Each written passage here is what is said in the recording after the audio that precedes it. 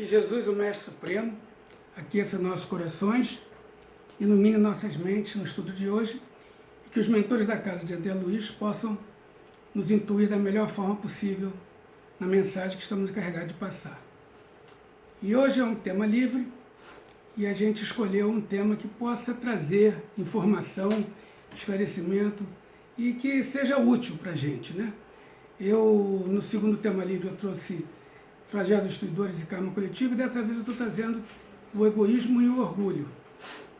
E para quem quiser aprofundar, eu estou usando a Revista Espírita de 1959, no mês de fevereiro, estou usando o Livro dos Médiuns, o artigo que me inspirou a fazer esse estudo, que é justamente desse nome, Obras Póstumas, e ainda o Evangelho segundo o Espiritismo e o Livro dos Espíritos. E também do nosso Leon Denis, o capítulo do egoísmo e do orgulho, e que curiosamente logo depois no livro dele vem a caridade, que é o contraponto. E a gente escolheu esse tema por quê? Porque muita gente, muitas amizades, muitos casamentos, muitos relacionamentos, às vezes até brigas de familiares se devem ao egoísmo e ao orgulho ou à combinação deles. Então a gente está trazendo esse estudo porque é um estudo sempre interessante a qualquer momento que a gente possa pensar. Então basicamente é isso, a gente está trazendo o estudo para a gente poder trazer bastante informação sobre o egoísmo e o orgulho e que vocês, se quiserem depois, vendo a bibliografia, poder aprofundar.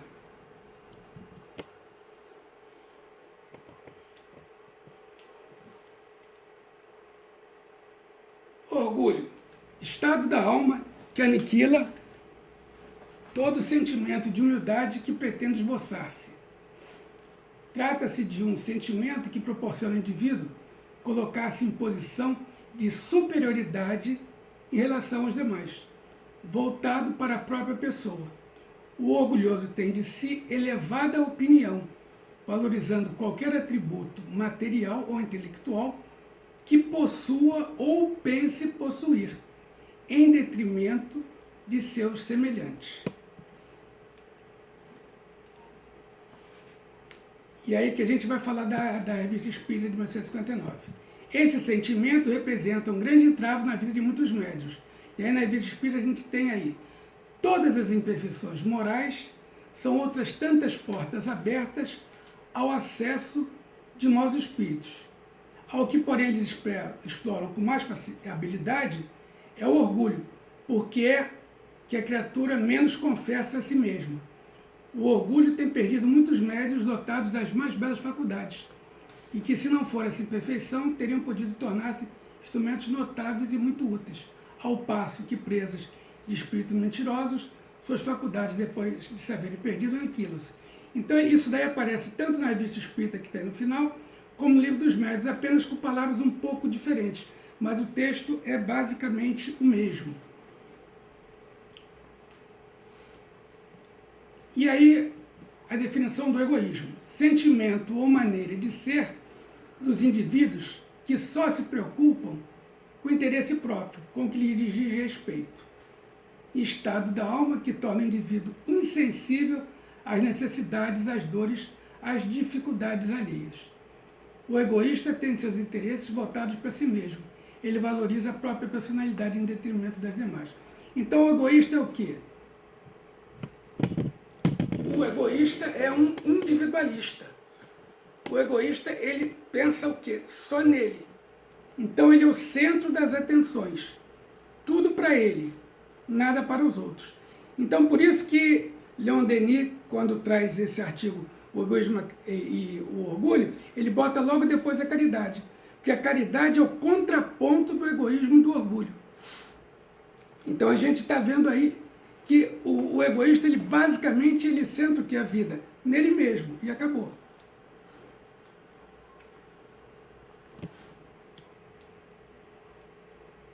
O egoísmo tem sua fonte no orgulho.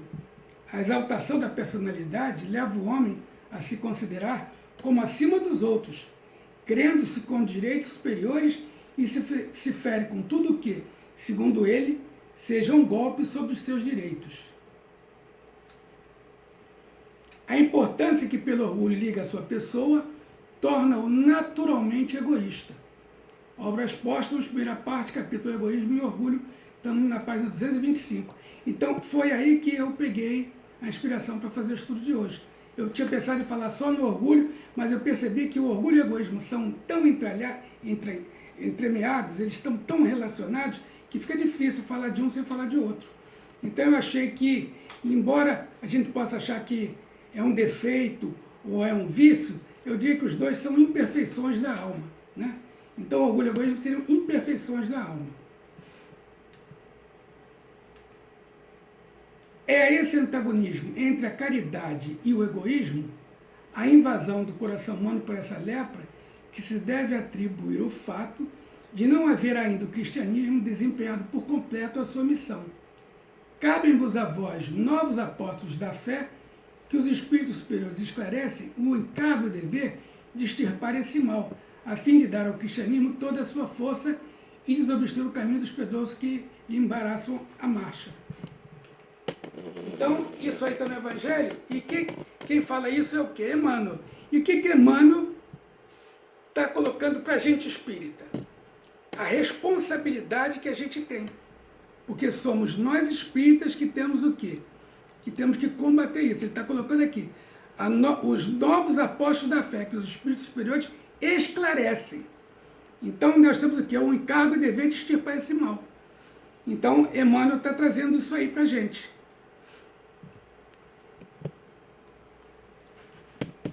Dentre os vícios, qual que se pode considerar radical? Temos-lo dito muitas vezes, o egoísmo. Daí deriva todo o mal. Não está gravando.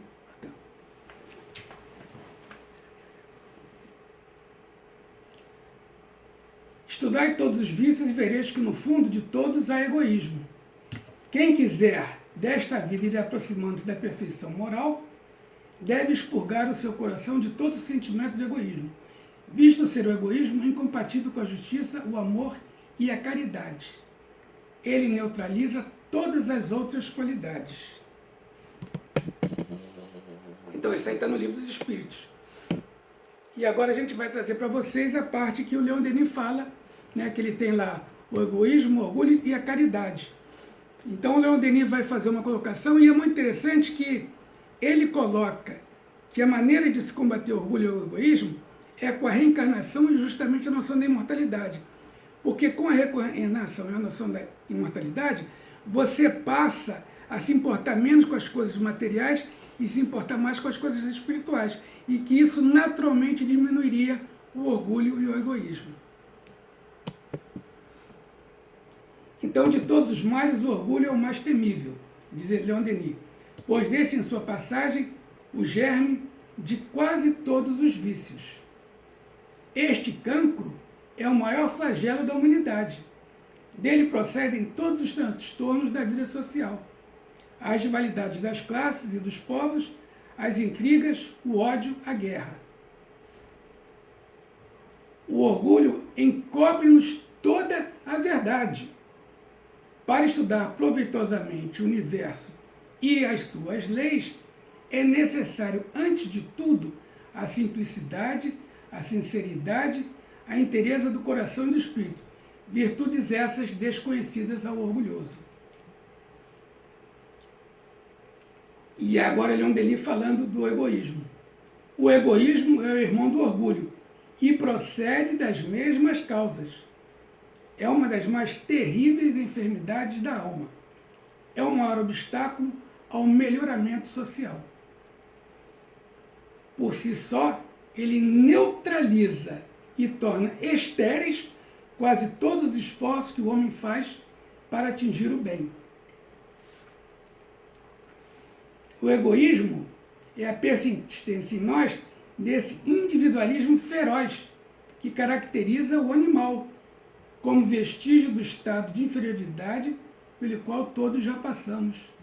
Então ele está lembrando o nosso passado, né? Na nossa escala evolutiva. E aí ele coloca, não haverá paz entre os homens, não haverá segurança, felicidade social, enquanto o egoísmo não for vencido. enquanto não desaparecerem os privilégios, essas perniciosas desigualdades, a fim de que cada um participar, pela medida de seus méritos e de seu trabalho, do bem-estar de todos.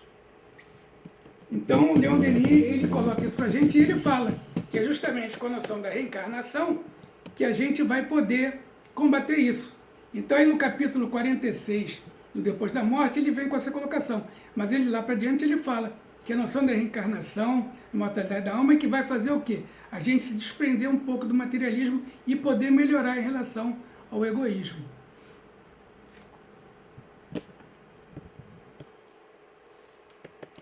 O orgulho é grave doença espiritual que afeta a mente em severos quadros de desequilíbrio. Vencer essa perigosa bactéria da alma significa desiludir da falsa imagem que criamos para que nos sintamos importantes na vida. O orgulho é o sentimento de superioridade pessoal resultante do processo de crescimento do espírito. Veja que interessante isso. Um subproduto do instinto de conservação. Então ele evolui do instinto de conservação. Um princípio que foi colocado no homem para o bem. Porque sem o sentimento de valor pessoal e necessidade de estima, não encontraríamos motivação para existir e não formaríamos um alto conceito de dignidade pessoal. Então, ele vem a ser um subproduto do instinto de conservação.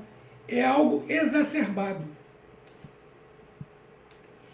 O problema não é o sentimento de orgulho, mas o descontrole de seus efeitos.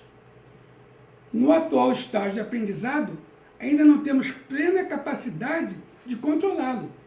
Ele está presente em quase tudo o que fazemos. Isso torna uma paixão, ou como dizem os bondosos guias da verdade, o excesso de que se acresceu a vontade. Então, o que a gente está colocando aí? Na realidade, o orgulho e o egoísmo está presente na vida de todos nós. Então, não é aquela questão de dizer, não, eu não tenho orgulho, eu não tenho egoísmo. Todo mundo tem, por quê? Porque a gente ainda está num mundo de provas e expiações. E isso, no mundo de provas e expiações, é um mundo, o que está dito no Evangelho, é um mundo de espírito, no capítulo 3, é um mundo de espíritos rebeldes à lei de Deus. Então, o orgulho ainda campeia aqui. A gente vai controlando, a gente vai aplanando, mas a gente ainda tem muito isso. Então, não sou eu, não sou você, é todo mundo. Só que a gente está vendo o quê? Uma maneira de se conscientizar de que o orgulho e o egoísmo são imperfeições extremamente danosas à nossa caminhada evolutiva. Características do orgulhoso. Amor próprio exagerado ou exacerbado. Então, isso é uma característica que a gente percebe bastante no orgulhoso. Reação explosiva ao receber crítica. Qual é o orgulhoso que gosta de receber crítica? O orgulhoso, ele critica. Ele não quer ser criticado, ele critica. Necessidade de ser o centro das atenções. E até por causa disso, ele se melindra facilmente. Então, o orgulhoso, ele tem que ser sempre o quê? O centro de tudo. Não aceitação de seus erros. Então, o orgulhoso, ele não reconhece erro, ele acha que ele está sempre certo. Essa é uma questão muito, muito séria, né? Achar que está sempre certo. E aí uma questão que vem no bojo, é um menosprezo às ideias do próximo. As ideias do próximo não servem, só servem as ideias dele. Então ele foca nas ideias dele e ele deixa para lá as ideias do próximo. Satisfação em ser elogiado, dada a bajulação. Então, o orgulhoso, né, ele normalmente ele acha o quê? Que ele é tão bom que todo mundo tem que estar agradando ele. Então ele gosta de uma bajulação. Então você vê às vezes aquela entourage indo atrás de alguém, é o quê? É essa questão da bajulação. Preocupação com a aparência exterior. Então é aquela pessoa que gosta de coisa de grife, gosta de coisas que deem status, né? Egocêntrico acha que os circundantes, família, amigos, devem girar em torno de si. Então ele é o sol da constelação. Todo mundo é o que? Acessório a ele. Ironia e deboche em situações de enfrentamento. Então o orgulhoso ele usa de muita ironia. não aceita ser humilhado, não se humilha e não pede desculpa. O orgulhoso não tem no dicionário dele a palavra desculpa, a palavra perdão. Por quê? Porque ele é um camarada autossuficiente que ele acha que ele nunca erra, ele está sempre certo e ele quer sempre passar a ideia dele para os outros. Valoriza demais o destaque social. Então ele valoriza muito o destaque social. Claro que a gente do centro espírita vai ter muito pouca dessas coisas, né? Mas, então a vaidade e a indiferença, o preconceito e a presunção, o desprezo e o melindre, a pretensão e a inveja são alguns reflexos inevitáveis desse estado orgulhoso de ser nas ações de cada dia. E o conjunto de hábitos derivados desses reflexos formam o que chamamos de personalismo, o estado de supervalorização do eu. O personalismo é a expressão mais perceptível e concreta do orgulho. É a excessiva e incontrolável valorização conferida a nós mesmos, levando-nos a supor termos direitos e qualidades maiores do que aquelas as quais realmente possuímos. Digamos que enquanto o orgulho incapacita-nos para verificar as próprias imperfeições, o personalismo tem como efeito gerar ideias de que tudo que parte de nós é o melhor e mais correto. Em outras palavras, a superioridade pessoal provocada pelo sentimento do orgulho interfere na formulação de juízos. A partir disso, estimulamos concepções pessoais como verdades incontestáveis. Isso é o personalismo. Então, o personalista, ele é basicamente o dono da verdade. Então, ele acha que ele está sempre certo, ele é o dono da verdade e a verdade dele tem que prevalecer. Então, o personalismo é aquele camarada que, né, ele chega numa reunião de condomínio, que vai fazer a nova convenção, e ele chega com uma convenção pronta, e dizendo para todo mundo, ó, já estou tudo pronto, ninguém precisa fazer não, está tudo certo aqui. Por quê? Porque ele é autossuficiente, ele acha que ele... Então, ele não repara que aquilo ali é uma reunião para todo mundo colaborar. Não, ele traz uma pauta da nova convenção de condomínio pronta, como se ele estivesse fazendo uma coisa que é super certa e nem percebe que isso é uma coisa errada. Então, o programa reeducativo. Emitir opiniões sem fixar-se obstinadamente na ideia de ser as melhores. Então, a gente dá opinião, mas não fica achando que não, minha opinião é a melhor de todas. A sua opinião é mais uma para contribuir. Aprender a discernir os limites entre convicções e irredutibilidade nos pontos de vista. Às vezes a gente fica irredutível e a gente não está percebendo que a gente está errando. Então, isso é muito importante, o limite entre convicção e irredutibilidade. Ouvir a discordância alheia acerca de nossas ações sem sentimento de perda ou melindre. Isso é muito difícil. A gente se melindra quando ouve alguém dizer, não, a sua ideia não está boa, quando houve uma crítica à ideia da gente. Cultivar a abnegação na apresentação dos projetos nascidos do esforço pessoal, expondo-os para análise grupal. Evitar difundir a folha de serviço das relações pessoais já concretizadas. Isso é uma coisa que a gente vê demais. Às vezes você vem dar uma palestra e ele bota uma folha de serviço, tudo que ele já fez, tudo que é livro que ele já escreveu e tal, e, poxa, é quase que uma mini palestra antes da palestra. Então a gente tem que evitar, às vezes, as coisas que ficam parecendo assim, um certo exagero. Disciplinar e enobrecer o hábito de fazer comparações. Comparação é um negócio muito chato. Por quê? Porque na comparação a gente está sempre querendo o quê?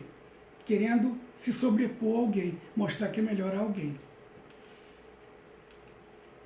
Acreditar que a colaboração pessoal sempre poderá ser aperfeiçoada.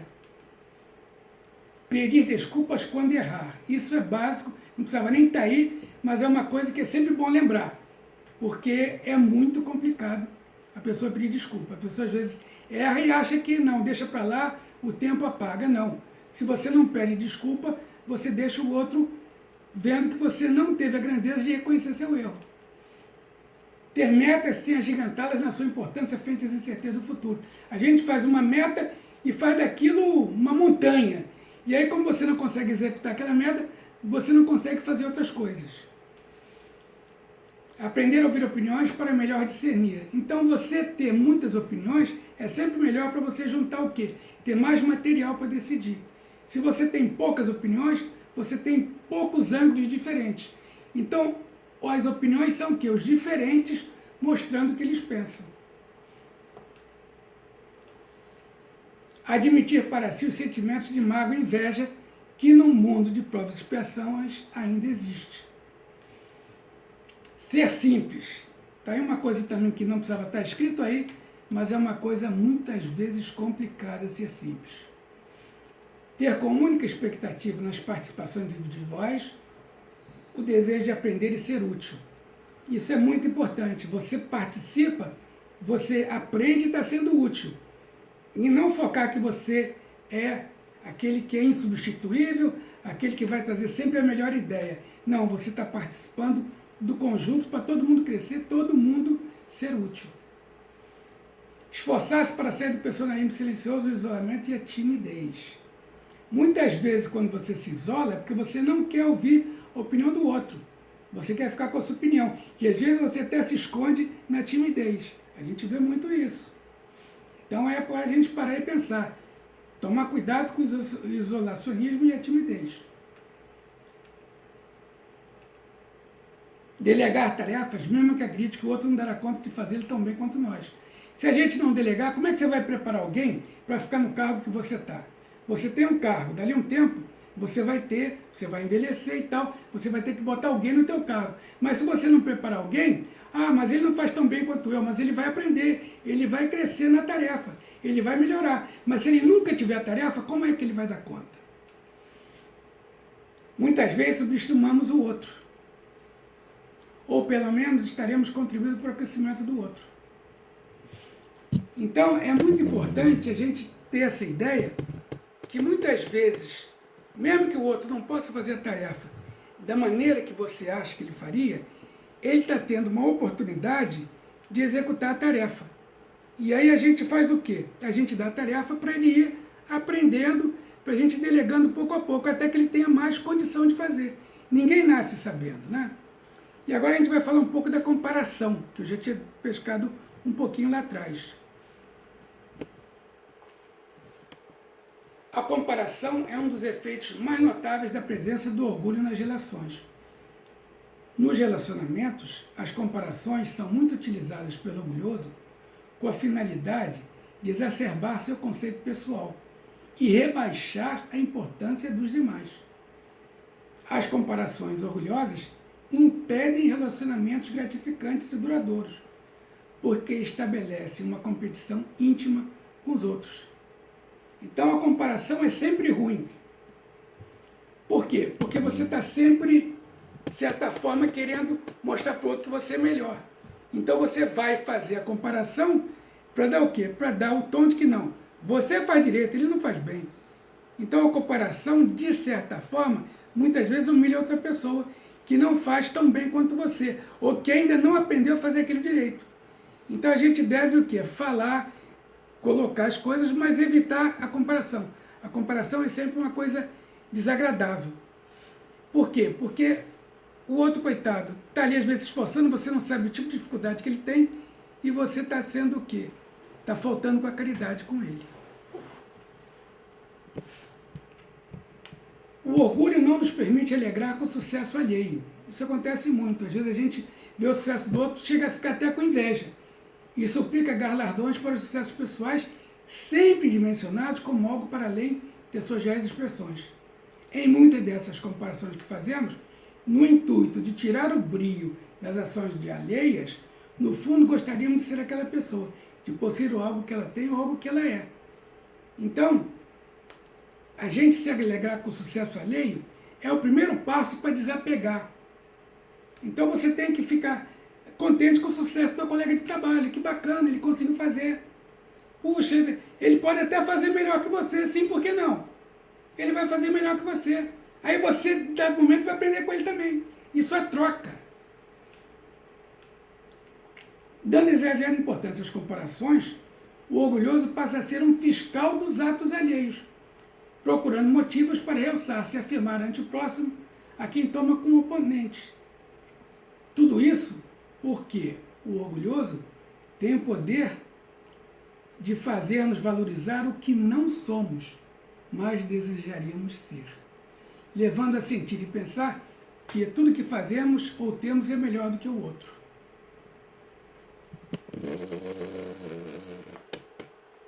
Então a gente tem que ter muito cuidado com essa questão de achar que a gente faz as coisas melhor que os outros, porque ainda é muito presente dentro da nossa vaidade, né?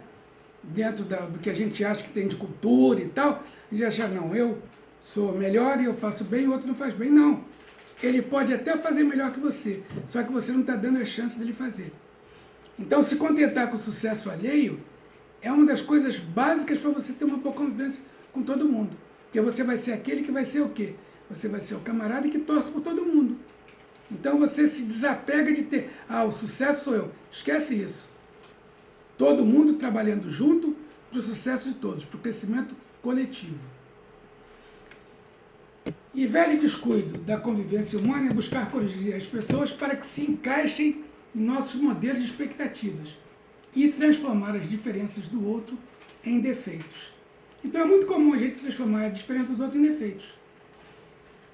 O adverso ou diferente é visto como inimigo ou oponente. Mas o adverso ou diferente está vendo por outro ângulo. Então ele tem, na realidade, outro foco. Então ele vê diferente o foco dele. Então você tem, por uma situação, vários ângulos, vários focos. E o seu foco é diferente do dele. Então você chega e, poxa, não aceita, ou pelo menos não deixa ele expor o ângulo dele.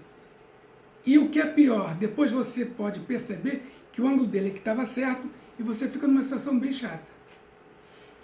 Então, o perfil moral dos habitantes da Terra guarda uma afeição comum, que é a necessidade de valorização e reconhecimento pessoal. A gente ainda corre muito atrás do reconhecimento pessoal, no trabalho, na casa espírita, na família. Então, isso existe muito ainda. A gente vai atrás do reconhecimento pessoal. Assim como existe a dependência química de tóxicos, existe a dependência química de evidência e reconhecimento individual. É o vício de prestígio. O aplauso na passarela do sucesso, na vitrine da fama. Então é buscar o reconhecimento social. E aí o que é que Jesus fala? O trabalhador em busca de reconhecimento pessoal efetivamente não serve à causa de Jesus. No meu reino, quem quiser ser o maior, seja o servidor de todos. E a gente vai falar agora da arrogância. Qualidade é o caráter de quem, por suposta superioridade moral, social ou intelectual, ou de comportamento, assume atitude prepotente ou de desprezo com relação aos outros. Orgulho ostensivo, altivez. Então, exacerbar de estima a si mesmo, supervalorização de si, autoconceito dimensionado, então, desejo compulsivo de se impor aos demais, tudo isso é o quê? Trazendo a arrogância. O princípio que gera arrogância foi colocado no homem para o bem. É a ânsia de crescer e realizar-se.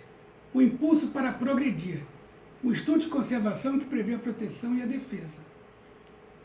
O excesso de tudo isso, no entanto, criou a paixão. A paixão gerou o vício. O vício patrocinou o desequilíbrio. Comparemos o egoísmo como sendo o vírus e a arrogância a doença, seus efeitos nocivos e destruidores. O egoísmo é o sentimento básico. A arrogância é a atitude íntima derivada desse alicerce de sensações nascidas no coração ocupado exclusivamente com seu ego.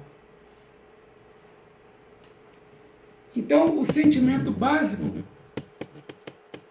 é o egoísmo. E a arrogância já deriva do egoísmo.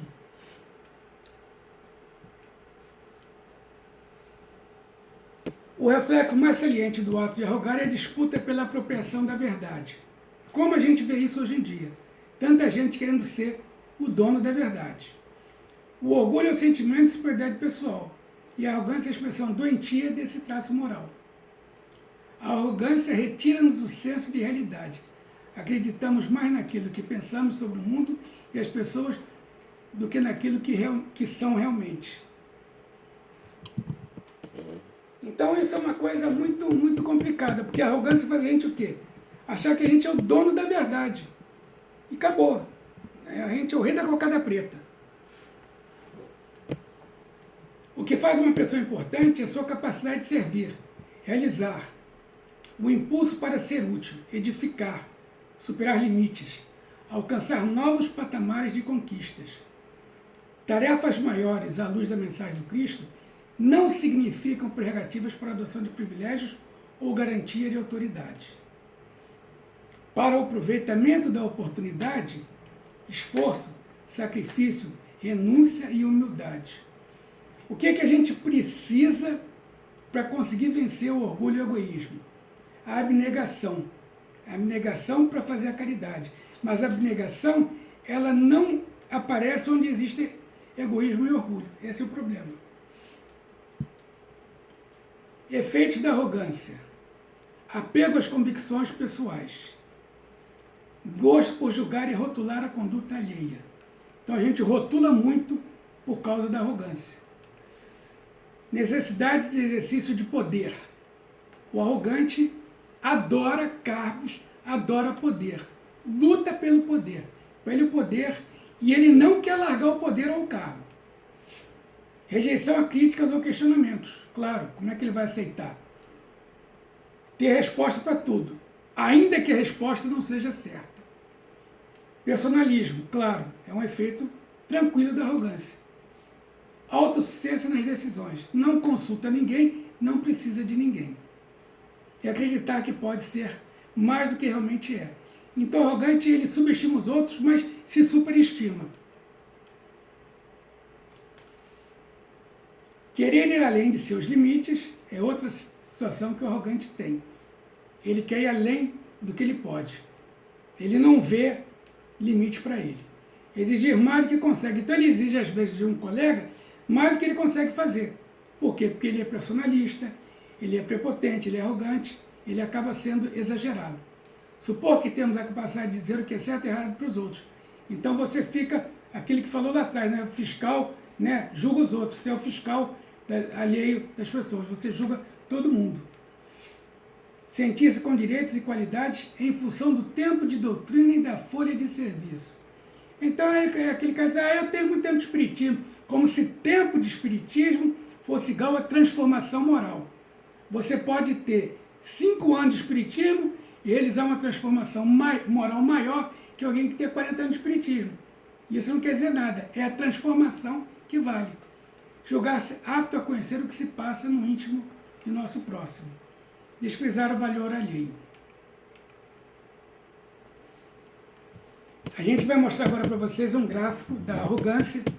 É um gráfico bastante interessante e que dá vamos dizer assim, uma passeada bem grande em toda essa questão que a arrogância traz. Então prestem bem atenção e é interessante até se quiser depois fotografar, porque é um gráficozinho muito legal.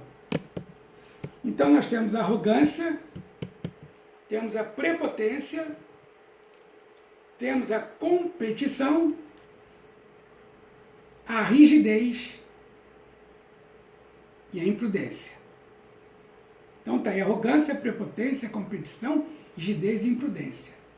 A prepotência gerando a megalomania e a presunção, o que acaba dando na vaidade. Então a prepotência dando a megalomania e a presunção redunda na vaidade. E a competição gerando o impulso de disputa e a comparação vai gerar a inveja. Então a competição gerando o impulso de disputa e a comparação gera a inveja. A rigidez gerando o autoritarismo e a teimosia gerando a intolerância. Então a rigidez gerando o autoritarismo, a teimosia, gerando a intolerância. E agora a imprudência, gerando perfeccionismo e a ansiedade, gerando a sede de poder. Então temos aí, num primeiro momento, a arrogância com a prepotência, a competição, a avidez e a imprudência, e depois a vaidade, a inveja, o poder e a intolerância. E agora, o estado orgulhoso de ser. Essa arrogância, prepotência, competição, rigidez e imprudência sendo o estado orgulhoso de ser. Então a arrogância, ela nos traz todas essas mazelas e essas derivações.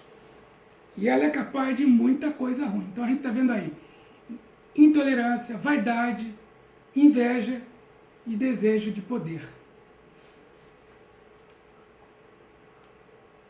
Agora a gente vai trazer um gráfico muito interessante para analisar mundos primitivos, mundo de prova e expiação e mundo de regeneração. Então, relação do desenvolvimento moral do indivíduo e da humanidade. No final, eu vou dar para vocês onde vocês podem encontrar esse gráficozinho e se aprofundar. Mundo primitivo, mundo de provas e expiações e mundo de regeneração. No mundo primitivo, nós temos anomia, que é sem regras, no sentido de moralidade. Então, não tem governo, é tudo uma zona, é tudo esculhambado. É tudo muito, vamos dizer assim, sem regra. Então é muito, vamos dizer assim, desorganizado, extremamente desorganizado, porque é um atraso muito grande ainda nas pessoas. O mundo de provas e expiações exige o quê? Heteromia, que é moral baseada no medo de represália. Então há uma obediência absoluta e há um respeito unilateral. Então o que acontece? A pessoa é governada pelos outros. E no mundo de regeneração, existe o que? Autonomia. Moral baseada em princípios. Contempla-se a intenção por trás da ação. Respeito mútuo. Capacidade de governar a si mesmo. Então, a autonomia gera o quê? Maturidade. Quando você tem autonomia, você tem também maturidade. Se você tem maturidade, você já é capaz de governar a si mesmo. Você não precisa ser governado pelos outros. Por quê? Porque a moral não é mais baseada na represália. A fonte é o livro Adolescência na Visão Integral, da nossa companheira lá do Leon Denis, Elisa Goulart, da editora CELD. Então, vamos falar um pouquinho da autonomia. Vem da capacidade de libertar-se dos padrões idealizados, assumindo sua realidade em busca do melhor possível. Autonomia, portanto, à luz do espírito imortal, é a habilidade de gerir bons sentimentos em relação a nós mesmos, sustentando crenças, atitudes e escolhas que correspondam ao legítimo valor pessoal. É a expressão do alto amor e o alicerce psicológico emocional da maturidade, que eu falei lá antes. Então, quando existe autonomia, já está presente o quê? A maturidade. A autonomia é a maior defesa da alma porque estabelece limites, produz a serenidade, dilata a autoconfiança e coloca-nos em contato com nossas aspirações superiores. A ausência de autonomia pode levar-nos a condições de mendigos do amor ou vítimas do destino. Um impedimento frequente na condição da autonomia é o medo de rejeição, uma das mais graves consequências da baixa autoestima. Então, para vocês verem como a autonomia é importante.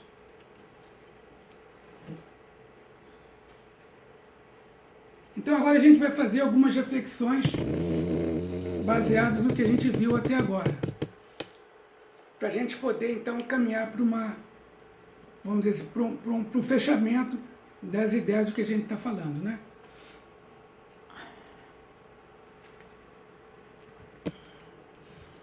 A ausência de uma percepção muito nítida das nossas já necessidades interiores leva-nos a uma busca do prazer estereotipado, aquele que a maioria procura para preencher o vazio e não para viver criativamente em paz. O prazer real é somente aquele que nos equilibra e preenche sem sofrimentos posteriores. Cultura é indício de compromisso. Inteligência é traço mental solicitando o complemento do amor para conduzir o homem aos rumos do bem. O dever natural de quem sabe mais é ajudar quem sabe menos a entender o que vale a pena saber para ser feliz.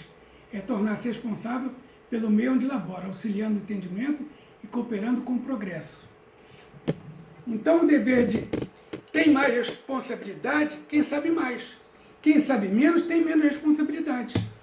Quem sabe mais tem mais condição de, tendo mais informação, chegar a resultados. Então, por exemplo, o Espírito Bezerra de Menezes, ao desencarnar, foi dado a ele, por Celina, secretária de Maria, que ele poderia ascender a orbe superior. Ele, tendo sido um espírito completista, não precisava mais reencarnar na Terra. O que ele faz? Ele pede a Celina que transmita a Maria que ele quer ficar na Terra para ajudar todos aqueles que ainda necessitam da ajuda dele. Então, ele é o espírito mais adiantado, mas abre mão de ir para um planeta mais adiantado para ajudar aqueles que estão na retaguarda. Então, é um exemplo bem bacana disso que a gente está vendo aí. O conhecimento espírita, para agregar valor espiritualizante, precisa ser contextualizado. Tem que ser vivido, ou seja, adequado à vivência prática de quem o possui, respeitando sua individualidade, seus problemas e suas qualidades. O acúmulo de informação, sem a devida renovação da experiência de viver e conviver, poderá, em algumas situações, servir ao interesse pessoal na sutil fuga dos deveres que a Terra impõe como planeta expiatório. Então não adianta achar que não, eu tenho conhecimento espírita e está tudo certo. Não. Você tem que contextualizar, tem que colocar em prática. Não adianta saber, tem que fazer. Então, olha o que está escrito aí agora. Muita informação pode não passar de escora para interesses pessoais, quando o importante é saber converter a informação e agente de transformação pessoal e coletiva onde nós situamos. Então, o conhecimento tem que gerar transformação. Então não adianta você ter informação, guardar com você e não utilizar. O conhecimento, a informação, tem que gerar transformação. Essa é a meta do Espiritismo, né? Pouco importa para o espírita culto a mais avançada técnica da atualidade. Se ele não souber incutir dentro de si e dos outros a alma da vida, o amor. Despertar nos seres humanos o gosto de servir, o respeito à natureza e o sentimento da existência de Deus é a grande missão do homem espírita inteligente da Terra. Então, despertar nos seres humanos o gosto de servir, o respeito à natureza, ao ecossistema, a todos os seres viventes e o sentimento da existência de Deus. É a grande missão do homem espírita inteligente na Terra. Então, agora a gente vai fazer algumas considerações em relação a como a gente se comportar em relação a tudo isso. A gente está caminhando agora para as conclusões do nosso estudo. Então, a doutrina espírita é a medicação reparadora das nossas vidas. Sua substância ativa é o Evangelho. Sua bula é estritamente individual. Para cada um haverá uma dosagem e forma de aplicação. Não há contraindicações, nem efeitos colaterais. Constata-se claramente que a informação espírita é a luz que se acende. Contudo, manter-se na luz é uma questão de consciência e sentimento renovado. Então você é que vai ser o agente do seu progresso. Então é você que vai ser responsável por se manter na luz. Então a informação espírita é a luz que se acende. Mas você vai ficar na luz? Vai aproveitar essa informação? Vai praticar, vai contextualizar. Ser feliz é contentar-se com o que se tem, sem que isso signifique estacionar. É o amor a si. Quem se ama dispensa a imponência das máscaras. É feliz por ser quem é. Então você não precisa de mais nada, você se basta. O que você é, basta para você. Você não precisa de fama, de dinheiro, de poder. Você é feliz com o que tem. Muitas vezes a gente tem muita coisa e se acha infeliz. É preciso uma calamidade, como essa que a gente está vendo agora, para a gente dar valor ao que a gente tem. Quantas vezes a gente é rico e não percebe? Quantas vezes você não tem nenhum defeito físico, você tem um lar, você tem filhos e você não dá valor a tudo isso? Saber quem somos, o que a vida espera de nós, é missão peculiar, única e transferível. Missão particular. Vigília e investigação permanente de si próprio. Então a gente tem que estar sempre esperto, se vigiando. Amor e renúncia da personalidade existente são caminhos de libertação espiritual. Então, você tem que ter o quê? Renúncia da personalidade exigente. Você tem que perceber o quê? A necessidade dos outros. Tem que desapegar. Ele vai dizer mais adiante aí. Não existe felicidade sem pleno conhecimento de si mesmo. Conhecer-se é libertar-se da ignorância. Um sábio da antiguidade disse: como progredir? Conhece-te a ti mesmo. Um sábio da antiguidade disse, está lá no Livro dos Espíritos. A informação espírita é cultura, e a cultura em si não abriga o saber, porque o saber implica o uso da informação para gerar transformação. A gente acabou de falar isso lá atrás. Então você tem que fazer, não adianta saber.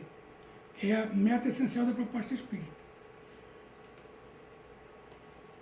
Então, o desigual passa a ser visto como alguém importante para o nosso crescimento pessoal. Porque ele está trazendo algo que a gente não tinha percebido. Ele está trazendo outra maneira de ver a situação. Então, o desigual não é um oponente, é alguém que viu o que você não viu. Sem desejo de melhora, não existe motivação para qualquer empreendimento de renovação. As concepções humanas quase sempre interpretam felicidade como sorte ou escolha divina, buscando através de fórmulas mágicas de imediatismo. Isso não existe. Contudo, felicidade é uma conquista que se faz através da educação de si mesmo. Buscá-la no exterior é dar prosseguimento a uma procura recheada de decepções e dor.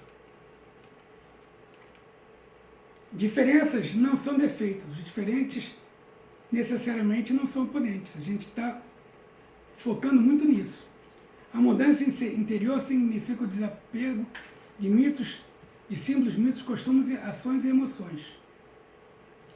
Não existe arrependimento real sem reparação. Então, quando você erra, está lá no Código Penal da Vida Futura.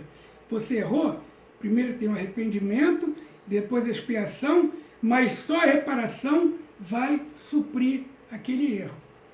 Então, você errou, você tem o arrependimento, tem a expiação, mas só a reparação vai te quitar com a lei divina. E aí é importante dizer que a reparação pode se dar em qualquer tempo e lugar. Então não fica pensando que a reparação está lá escrito no Código da Vida Futura. Pode se dar em qualquer tempo e lugar. Pode se dar na Terra, pode se dar no plano espiritual, de diversas maneiras. E muitas vezes você se arrepende muito e tem que ter cuidado para você não cair no remorso, porque o remorso é paralisante. Melhor que punir é ensinar, melhor que gratificar é promover. Julgar é situar a mente na inflexibilidade. Analisar é buscar a compreensão do subjetivismo do próximo. Então, julgar seria o hábito de interpretar as atitudes alheias, conferindo os juízos éticos de apreciação pessoal. O exercício de priorizar em cada afeição do próximo alguma virtude ou atitude feliz é uma medida de segurança. Então a gente sempre buscar uma virtude no companheiro. Porque o que a gente faz normalmente é buscar um defeito. Então busquemos uma virtude no companheiro, em vez de ficar olhando os defeitos. Ser bem informado e guardar a simplicidade, eis o convite para todos nós. Isso é muito difícil. Quem é bem informado acaba ficando cheio de si, acaba ficando muito orgulhoso e se afasta da simplicidade. Humildade é desilusão, reconhecimento de limites e qualidades. É conscientização.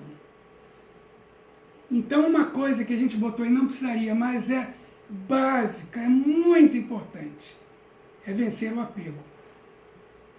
Então, vencer o apego é uma das coisas que mais atrasa a vida da gente. Muitas vezes a gente está apegado a cargo, está apegado a um filho, o filho quer ser engenheiro, você quer que ele faça medicina, o filho quer ser professor de educação física, você quer que ele seja dentista, você está apegado, você acha que ele tem que fazer o que você quer, e você tira dele a chance dele escolher. Então, a gente é apegado a uma série de coisas, e o apego às vezes acaba resvalando para o ciúme, porque você não deixa a pessoa fazer nada. Então você acha que a pessoa tem que ficar a seu bel dispor. Então, apego a pessoas, situações, a cargos, é uma coisa muito complicada. E agora a gente vai para a finalização do nosso estudo, trazendo agora algumas coisas que são bem importantes para a gente finalizar o estudo. A caridade e a fraternidade resumem todas as condições e todos os deveres sociais. Uma e outra, porém, pressupõe a abnegação. Ora, a abnegação é incompatível com o egoísmo e o orgulho. Logo, com esses vícios, não é possível a verdadeira fraternidade, dado que o egoísta e o orgulhoso querem tudo para si. Isso daí está no Obras Póstumas. Identifique-se o homem com a vida futura e completamente mudará a sua maneira de ver. Então, quando o homem se identifica com a vida futura, ele começa a se desapegar do material da vida presente. É isso que ele está dizendo aí. Tomando por objetivo a vida futura, pouco lhe importa estar um pouco mais ou um pouco menos nesta outra. Os interesses mundanos passam a ser o acessório, em vez de ser o principal. Então, a vida futura faz com que ele tenha uma outra percepção do que ele está passando agora. E ele passa a valorizar mais a parte espiritual. Então, o que está agora passa a ser o quê? Um acessório, em vez de ser o principal. Se lançar os olhos para o alto, para uma felicidade a que ninguém pode obstar, interesse nenhum se lhe deparará em oprimir a quem quer que seja, e o egoísmo se lhe torna carente de objeto. Então, o que acontece? Ele começa a se desapegar do presente um pouco, e aí isso torna ele menos egoísta. É isso que está dito aí em Obras Póstumas. Então, ele está olhando para uma felicidade no futuro. Ele está vendo o quê? Um gozo que ele vai ter mais à frente. Então, ele começa a perder o interesse no apego das coisas materiais que ele tem agora. À medida que ele vai se desapegando, ele vai ficando menos egoísta. É isso, basicamente, que a gente está vendo aí. E agora, encerrando, a gente traz do nosso patrono André Luiz: somos espíritos endividados perante as leis divinas. Estamos situados na faixa de expressiva transição, a transição do amor narcisista para o amor desinteressado. Temos teorias de santificação para o sentimento, mas, na essência, somos, na prática, simples iniciantes do livro E a Vida Continua. Então, o egoísmo, o orgulho faz com que a gente se ache dono da verdade. Para a gente finalizar, eu vou dar um exemplo. A gente está agora nessa situação de pandemia. Todo mundo tendo que ter restrições, fazer um monte de coisa para não se contaminar. Aí eu vou e escolhendo quem sai na rua para trabalhar, porque, tá indo trabalhar, tá maluco e tal. Mas será que eu me coloquei no lugar daquele, de ver que ou ele está desempregado, ou ele é pobre, ou ele não tem renda, ele está com a geladeira vazia, ele está cheio de filho, sentando numa mesa sem ter comida para dar, Então, pobre, desempregado, sem nenhuma renda, como é que ele vai ficar em casa? Vai ver a família morrer de fome? Então ele tem que, claro, vai botar uma máscara, vai tomar os cuidados necessários, mas ele vai ter que sair para trabalhar. Eu tenho que respeitar isso, não posso chegar e ficar julgando ele porque ele está saindo para trabalhar. Então isso é uma das coisas que a gente acaba fazendo, né? A gente se acha dono da verdade e quer ficar julgando todo mundo. Não. O contexto da situação de cada um diz o que ele deve fazer. E eu tenho que saber respeitar a decisão dele. Então ele está indo atrás do quê? De um ganha-pão para a família dele. Então muitas vezes a gente acaba passando por cima de um companheiro, de um amigo, e não entendendo a situação dele. Por quê? Porque a gente não consegue se colocar no lugar dele. Então, o egoísta e o orgulhoso, ele não se coloca no lugar do outro. Se você se coloca no lugar do outro, procura entender o que o outro está passando, você vai errar menos. Então, o que a gente precisa é praticar o que é o oposto da caridade e do egoísmo. Como fala Leon Denis. O contraponto da caridade, do egoísmo e do orgulho é a caridade. E a caridade não pode ser executada se a gente continuar no egoísmo e no orgulho. Meus irmãos, por hoje é isso. Muita paz para todos e nós encerramos com o slide do nosso querido André Luiz. Até a próxima.